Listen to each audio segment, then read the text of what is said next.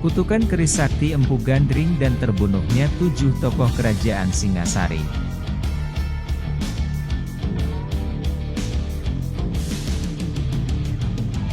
Konon Empu Gandring melakukan tirakat, puasa dan ritual khusus sebelum memilih bahan untuk membuat keris tersebut agar keris tersebut bertuah. Empu Gandring memilih batu meteor sebagai bahan untuk kerisnya sehingga memiliki aura yang tinggi. Setelah keris terbentuk, Empu Gandring mencelupkan keris yang masih panas tersebut ke dalam bisa ular. Konon Empu Gandring melakukan tirakat, puasa dan ritual khusus sebelum memilih bahan untuk membuat keris tersebut agar keris tersebut bertuah. Empu Gandring memilih batu meteor sebagai bahan untuk kerisnya sehingga memiliki aura yang tinggi. Setelah keris terbentuk, Empu Gandring mencelupkan keris yang masih panas tersebut ke dalam bisa ular. Setelah selesai menjadi keris dengan bentuk dan wujud yang sempurna bahkan memiliki kemampuan supranatural yang konon dikatakan melebihi keris pusaka masa itu. Empu Gandring menyelesaikan pekerjaannya membuat sarung keris tersebut. Namun belum lagi sarung tersebut selesai dibuat, Ken Arok datang mengambil keris tersebut yang menurutnya sudah 1 hari dan harus diambil. Kemudian Ken Arok menguji keris tersebut dan terakhir keris tersebut ditusukkannya pada Empu Gandring yang konon menurutnya tidak menepati janji, karena sarung keris itu belum selesai dibuat. Selebihnya bahkan dikatakan untuk menguji kemampuan keris tersebut melawan kekuatan supranatural si pembuat keris, yang justru disimpan dalam keris itu untuk menambah kemampuannya. Dalam keadaan sekarat, Empu Gandring mengeluarkan kutukan bahwa keris tersebut akan meminta korban nyawa 7 turunan dari Ken Arok. Dalam keturunanmu akan mati oleh keris ini. Terbunuhnya Tunggul Ametung. Tunggul Ametung merupakan kepala daerah Tumapel, Cikal Bakal Singasari. Saat itu adalah bawahan dari kerajaan Kadiri yang diperintah Kertajaya dengan gelar Dandang Gendis, raja terakhir kerajaan ini. Tumapel sendiri adalah pecahan dari sebuah kerajaan besar yang dulunya adalah kerajaan Jenggala yang dihancurkan Kadiri, di mana kedua-duanya awalnya adalah satu wilayah yang dipimpin oleh Ailangga. Ken Arok membunuh Tunggul Ametung untuk mendapatkan istrinya yang cantik, Ken Dedes.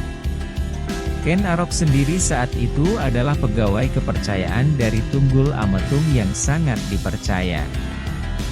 Latar belakang pembunuhan ini adalah karena Ken Arok mendengar dari Brahmana Logawi bahwa, barang siapa yang memperistri Ken Dedes akan menjadi raja dunia.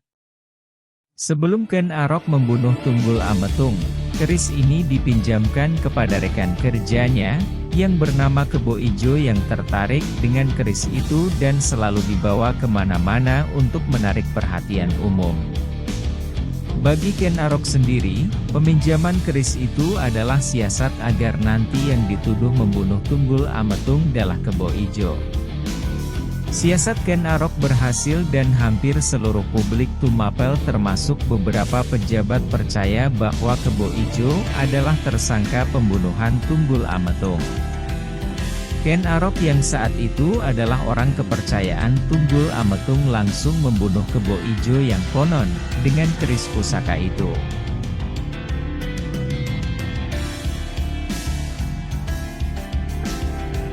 Terbunuhnya Ken Arok.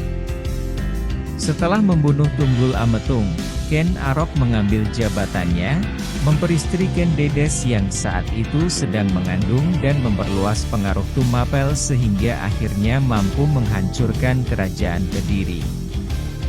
Ken Arok sendiri akhirnya mendirikan kerajaan Singhasari. Rupanya kasus pembunuhan ini tercium oleh Anusapati, anak Ken Dedes dengan Tunggul Ametung. Anusapati, yang diangkat anak oleh Ken Arok mengetahui semua kejadian itu dari ibunya, Ken Dedes dan bertekad untuk menuntut balas. Anusapati akhirnya merancang pembalasan pembunuhan itu dengan menyuruh seorang pendekar sakti kepercayaannya, Ki Pengalasan. Pada saat menyendiri di kamar pusaka kerajaan, Ken Arok mengamati pusaka kerajaan yang dimilikinya. Salah satu pusaka yang dimilikinya adalah keris tanpa sarung buatan Empu Gandring yang dikenal sebagai keris Empu Gandring.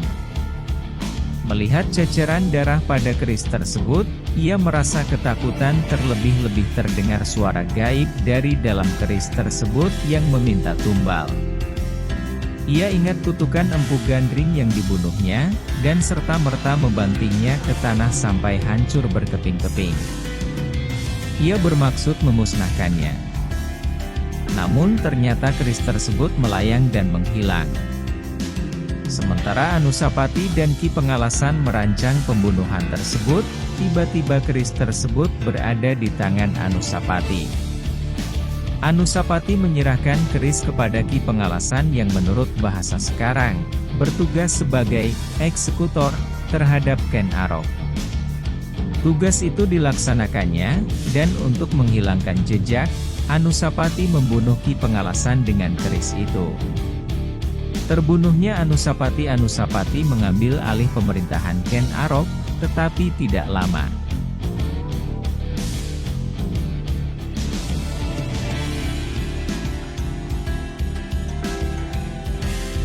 Karena Tohjaya, putra Ken Arok dari Ken Umang akhirnya mengetahui kasus pembunuhan itu. Dan Tohjaya pun menuntut balas. Tohjaya mengadakan acara sabung ayam kerajaan yang sangat digemari Anusapati. Ketika Anusapati lengah, Tohjaya mengambil keris Empu Gandring dan langsung membunuhnya di tempat. Tohjaya membunuhnya berdasarkan hukuman di mana Anusapati diyakini membunuh Ken Arok. Setelah membunuh Anusapati, Tohjaya mengangkat dirinya sebagai raja menggantikan Anusapati. Tohjaya sendiri tidak lama memerintah. Muncul berbagai ketidakpuasan baik di kalangan rakyat dan bahkan kalangan elit istana yang merupakan keluarganya dan saudaranya sendiri, di antaranya Mahisa Campaka dan Dyah Lembutal. Ketidakpuasan dan intrik istana ini akhirnya berkobar menjadi peperangan yang menyebabkan tewasnya Tohjaya. Setelah keadaan berhasil dikuasai, tahta kerajaan akhirnya dilanjutkan oleh Ranggawuni yang memerintah cukup lama dan dikatakan adalah masa damai kerajaan Singasari. Sejak terbunuhnya Tohjaya, keris Empu Gandring hilang tidak diketahui rimbanya.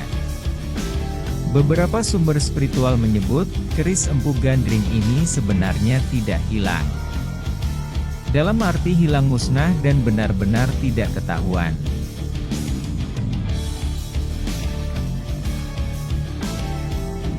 Di akhir hayatnya di ujung keris buatannya sendiri, Empu Gandring mengutuk Ken Arok, bahwa keris itu akan menelan korban 7 turunan dari Ken Arok. Dalam sejarah ataupun legenda ternyata ada 7 orang terbunuh oleh keris itu, yaitu Empu Gandring, pembuat keris, Kebo Ijo, rekan Ken Arok, Tunggul Ametung, penguasa Tumapel saat itu, Ken Arok, pendiri kerajaan Singasari, Ki Pengalasan, pengawal Anusapati yang membunuh Ken Arok, Anusapati, anak Ken Dedes yang memerintah Ki Pengalasan membunuh Ken Arok, dan Tohjaya, putra Ken Arok dari selirnya Ken Umang tidak terbunuh oleh keris ini. Satu lagi yang terakhir adalah Ken Dedes yang mati oleh keris itu. Dan kemudian keris itu diambil oleh Raja Jawa yang memiliki kesaktian luar biasa untuk memusnahkan keris itu dibuang ke kawah Gunung Kelut di Jawa Timur.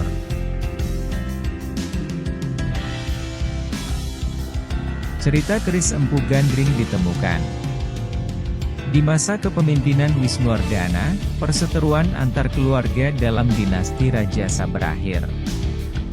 Wisnuwardana menikah dengan putri eks kerajaan Kadiri yang tamat riwayatnya setelah dikalahkan oleh Ken Arok, pendiri kerajaan Singosari. Berabad-abad silam, Jawa Dwipa, Pulau Jawa, dikisahkan selalu dalam kondisi tidak stabil. Daratannya terombang-ambing, timbul tenggelam terayun oleh gelombang samudera. Kalangan dewata di kahyangan pusing tujuh keliling, hingga akhirnya muncul ide cemerlang dari Betara Guru. Jawa Dwipa harus diberi pemberat, biar tidak terus terombang-ambing, demikian ide cemerlang Betara Guru. Mahameru yang ada di Jambu Dwipa, India, harus dipindahkan ke Jawa Dwipa, lanjut Sang Betara menjelaskan gagasannya. Para dewata sepakat Gunung Mahameru dipindahkan ke Pulau Jawa. Namun, dalam proses pemindahannya, bagian gunung berguguran di sepanjang perjalanan, hingga menjadi gunung-gunung lain di Jawa. Satu di antara gunung-gunung itu adalah Kamput, Gunung Kelut. Gunung di mana beredar bahwa disinilah keris Empedu Gandring ditemukan. Sementara yang lainnya adalah Gunung Katong, Lau, Wilis, Kawi, Arjunai, Arjuno, dan Gunung Kemukus, Welirang. Tubuh Mahameru diletakkan agak miring, menyandar pada Gunung Brahma, Bromo, hingga akhirnya menjadi Gunung Sumeru, Semeru. Sedang puncak Mahameru didirikan, hingga menjadi Pawitra atau Gunung Penanggungan. Soal keberadaan Gunung Kelut, konon, kawah gunung itu sebenarnya merupakan kuburan dari keris Empu Gandring. Meski kebenaran atas kisah keris Empedu Gandring ditemukan ini masih perlu pembuktian, namun banyak warga yang terlanjur mempercayainya. Tetapi sejarah mencatat, betapa haus darahnya keris ciptaan Empu itu.